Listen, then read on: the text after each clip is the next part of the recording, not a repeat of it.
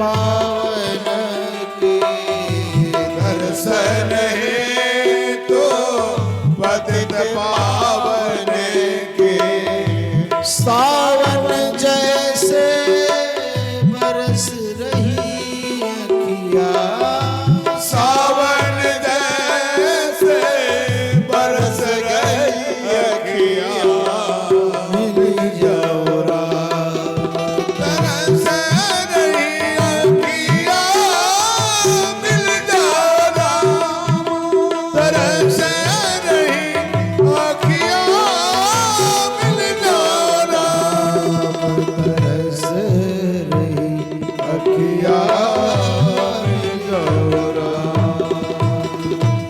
आकाशवाणी होती है कि नारद इस जन्म में नहीं अगली बार मुलाकात हो गई। तो नारद जी ने कहा जब मिलना ही नहीं था तो फिर थोड़ा सा दर्शन दिखाने का मतलब क्या था। तो भगवान ने आकाशवाणी कहती है कि मैंने तो अभी चटनी तुमको चटाया है, अभी पूरा 56 भोग तो बाकी है। तो नारद जी ने कहा ऐसा क्यों? तो आकाशवाणी ने कहा कि अगर मैं थोड़ा सा नहीं झांकी दिखाता तो तुमको, अभी तो ये महाराज टेलर है, पूरा पिक्चर तो भी बाकी है। तो बोले अगर झांकी नहीं दिखाता तो क्या होता, तुमको मेरे से भरोसा उठ जाता, इसीलिए मैंने झांकी दिखाया। नारद जी कहते हैं वही दासी पुत्र नारद सत्संग के प्रभाव से, संतों की कृपा प्रसाद से, संतों के शीत प्रसाद से जब दूसरा जन्म होता है तो ब्रह्मा का बेटा नारद बनकर के जन्म होता है। एक दिन मैं भगवान के पास पहुंचा, भगवान ने मुझे अपनी वीणा प्रदान कर दी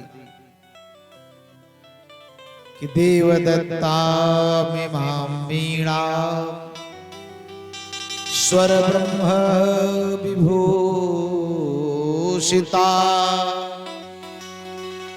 मूर्छयित्वा हरिकथा गायमानश्चराम्यहम्। और भगवान की दी हुई वीणा को लेकर के और मैं तभी से भगवान के दिव्य नामों का संकीर्तन करता रहता हूं। तो ये महाराज ये शरीर क्या है, ये शरीर क्या है? बोले शरीर ही वीणा है। कबीरदास जी कहते नहीं तन तंबूरा है, इस शरीर भी तो तंबूरा है। और महाराज ये तंबूरा है, तंबूरे को प्राप्त करके हम भगवान का भजन नहीं करेंगे तो अंत में क्या होगा, भगवान को क्या मुख दिखलाएंगे महाराज। इसलिए नारद जी महाराज कहीं भी जाते हैं क्यों, इसीलिए कि भगवान ने जिस लिए दिया है उसका सदुपयोग करते हैं। तो हमको भी भगवान का भजन करना चाहिए। श्री नारद जी महाराज ने व्यास जी महाराज को चतुष्ट श्लोकी भागवत प्रदान कर दिया। नारद जी महाराज के सत्संग को प्राप्त करके प्रसन्न हो जाते हैं।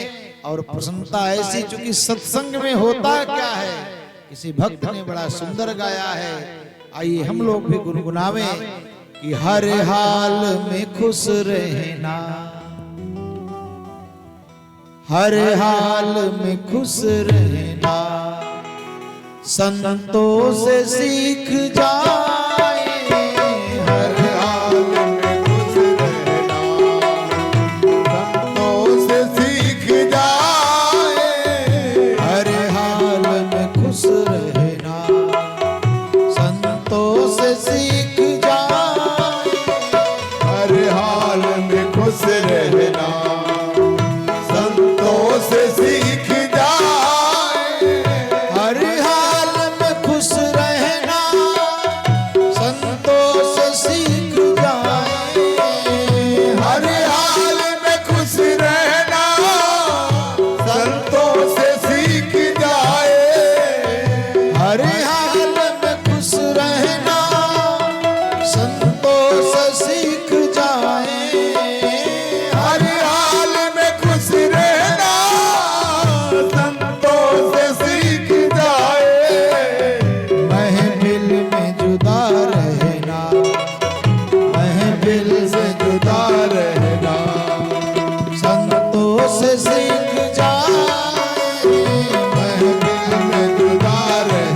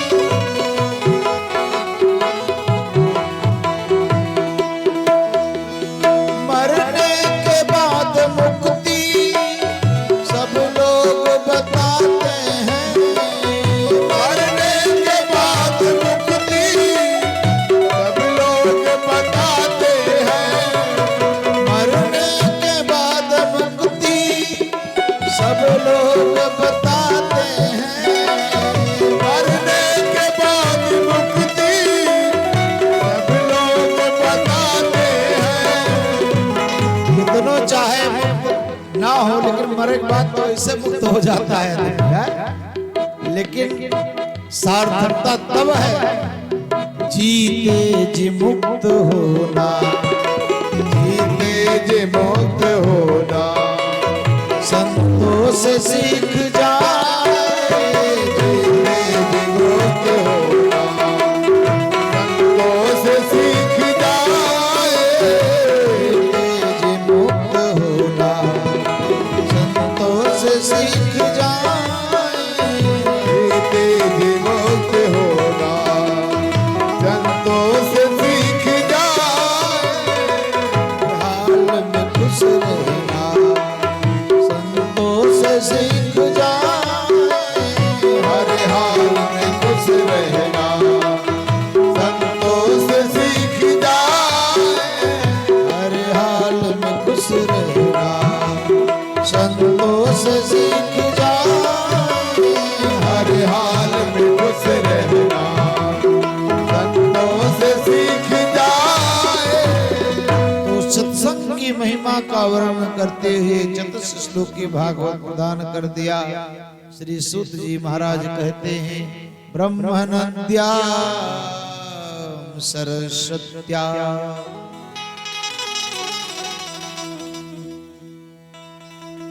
आश्रमः पश्चिमे तटे, ब्रह्मनद्याम सरस्वत्याम, जो ब्रह्म नदी है, सरस्वती देवी है, जहां से सरस्वती माता का, सरस्वती नदी का उद्गम स्थान है। बद्रीनाथ धाम के पास व्यास जी महाराज की कुटिया है, और व्यास जी महाराज की कुटिया का नाम क्या है? साम्यप्राश। अपनी कुटिया पर बैठे हैं, चतुश्लोकी भागवत का ध्यान किया, और जैसे ही ध्यान किया वैसे 18,000 श्लोक उनके दिमाग में आ गए। संसार का कोई भी कार्य हो बिना परमात्मा की कृपा के होता नहीं है महाराज। हमारे लोग कहते हैं कि अगर कार्य शुद्ध वाला हो, बढ़िया वाला हो, कर्ता बढ़िया हो, यानी कर्म बढ़िया हो, कर्ता बढ़िया हो, और कार्य करने का जो स्थान है, स्थान पवित्र हो, तो कार्य करने वाले का मन पवित्र हो, तो कार्य में सिद्धि हो जाती है। लेकिन आप विचार करें, विश्वामित्र जी के भीतर कौन सी कमी थी? लेकिन तब तक यज्ञ पूरा नहीं हुआ जब तक भगवान की कृपा नहीं हुई। कितना विशेषण है, क्या क्या है महाराज? बोले महाराज, महामुनि ज्ञानी बसहि विपिन शुभ आ विश्वामित्र, बसहि विपिन शुभ आश्रम जान। कर्म क्या है? बोले यज्ञ कर रहे हैं, किसी के घर थोड़े ना फूंक रहे हैं, लेकिन तब पर भी पूरा नहीं होता है। इसलिए कहा गया, परिश्रम करे कोई कितना भी, लेकिन और कृपा के बिना काम चलता नहीं है। जैसे ही परमात्मा का तत्व का ध्यान किया, सारा भीतर आ गया महाराज। और जब भीतर आ गया, ये पहले मन में इसकी रचना होती है, उसके बाद वाणी से निकलती है। ठीक वही बात रामचरितमानस की, रचि महेश निज मानस राखा, और पाई सुसमय शिवासन भाखा। रच लिया, और रचने के बाद गणेश जी महाराज से इसको लिखित भी करवा लिया ताम्रपत्र पर। विचार करते हैं कि इसको किसको दिया जाए, नाम क्या रखा इसका? बोले नाम रख दिया। इसका नाम क्या पड़ा? बोले इसका नाम है परमहंस संहिता। ये महाराज परमहंसों की संहिता है, ये सबकी बात बस की बात नहीं है। ये परमहंसों की संहिता है, किसको दिया जाए? तो अपने पुत्र को दिया जाए। बेटा समझकर नहीं कि वंशानुगत है, बोले मेरा पुत्र की योग्यता है, क्योंकि परमहंस है, ये परमहंस संहिता है तो परमहंस को ही दिया जाए। बोले परमहंस कौन ऐसा होगा जो जन्म लेते ही संन्यास ले ले है? आजकल लोगों से को भैया भजन करो तो कहिए भजन का करे महाराज, बुढ़ापा भजन होता है। और बुढ़ापा का भजन होगा, मुंह में को दांत नहीं रहेंगे तो भजन का होगा है? पैर चलने लायक नहीं रहेंगे तो तीर्थ यात्रा क्या करोगे? हाथ देने लायक नहीं रहेंगे तो दान क्या करोगे? आंख देखने लायक नहीं रहेगा तो फिर दर्शन क्या करोगे? कान सुनने लायक नहीं रहेगा तो क्या सुनोगे महाराज? इसलिए जब तक सारी इंद्रियां संसार के कार्यों में संचालित हो तो भगवान, बताइए संसार के लिए सारा काम इंद्रिया हो रहा है और भगवान के लिए नहीं निकल रहा है। ऐसा परमहंस कौन होगा? और लेकिन मेरा बेटा तो निर्गुण ब्रह्म की समाधि में लीन है। दो चार शिष्यों को दो चार श्लोक सिखा दिया और सुखदेव जी महाराज निर्गुण ब्रह्म की समाधि में लीन है बिल्कुल। वहीं पर जाकर के शिष्यों ने प्रथम श्लोक को गुनगुनाया जिसमें भगवान की सुंदरता का वर्णन है। भगवान कितने सुंदर हैं, वो जगत नियंता निराकार ईश्वर कितना सुंदर है। अच्छा सुखदेव जी महाराज शिष्य किसके हैं? बोले जनक महाराज के। और जनक महाराज ने जब राम जी का दर्शन किया, विश्वामित्र जी को जब जाना कि विश्वामित्र ये देख अनूप एक और आई, सब निवास सब बात सुहाई, और भगवान राम से कहा कि मेरा मन कह रहा है यहाँ रहिए रघुवीर सुजान। सायंकालीन की बेला है, फूल दल लेने के लिए गए हैं और विश्वामित्र महामुनि आए, समाचार मिथिलापति पाए और सब शिष्यों को लेकर के, अपने अनुयायियों को लेकर के, मंत्रियों को लेकर के आए और कहा महाराज आप यहाँ जंगल में? अरे बोले कोई बात नहीं है। अच्छा तो ठीक है। इतने में दोनों भाई आ गए। दोनों भाइयों को देख करके महाराज जनक ने कहा ये दोनों कौन है?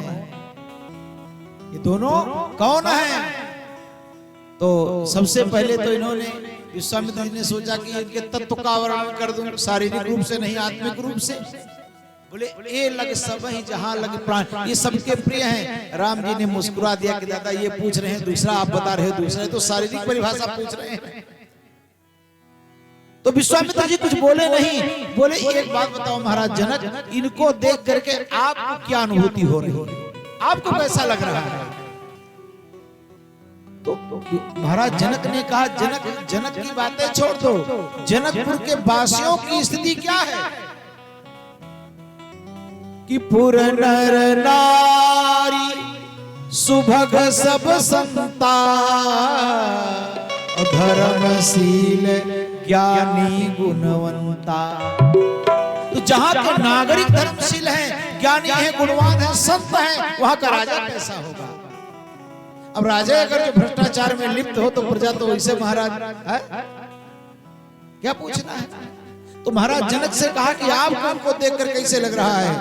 बोले इन्हीं बिलोकत अति अनुराग, इन्हीं बिलोकत अति अनुराग, इन्हीं बिलोकत अति अनुरागा, इन्हीं बिलोकत अति अनुरागा। बस ब्रह्म सुख ही मन ध्यान, बस ब्रह्म सुख ही मन ध्यान। तो जनक महाराज कहते हैं सहज विराग रूप मन मोरा, जो सहज मेरा मन वैराग्यवान है, इनको देख करके भटक जा रहा है, कहीं वही तो नहीं है। अब आप विचार करो। सुखदेव जी महाराज विचार करते हैं, जब उस श्लोक को सुना, वो जगत नियंता जगदीश्वर जब अवतार लेकर के आता है तो कितना सुंदर है। अच्छा एक बात बताओ, किसी को रसगुल्ला बहुत प्रिय हो, रसगुल्ला का नाम सुन करके मुंह में पानी आ जाए और कोई रसगुल्ला खिलाने लगे तब आनंद आएगा कि नहीं है? और जैसे ही महाराज रसगुल्ला का वर्णन सुना, कैसा है रसगुल्ला? बोले हो बकिया अस्तन कालकूटम। वो कैसे हैं? बोले बरहा पीडम नटवर बपु कर्णयो कर्णिकार बिभ्रदवाशः कनक कपिशम वैजयंती चमाला रंध्रान वेणु अर्धर सुधया पूरयन गोप वृंदये वृंदारण्यम सुपद रमणम प्राविशद गीत केती।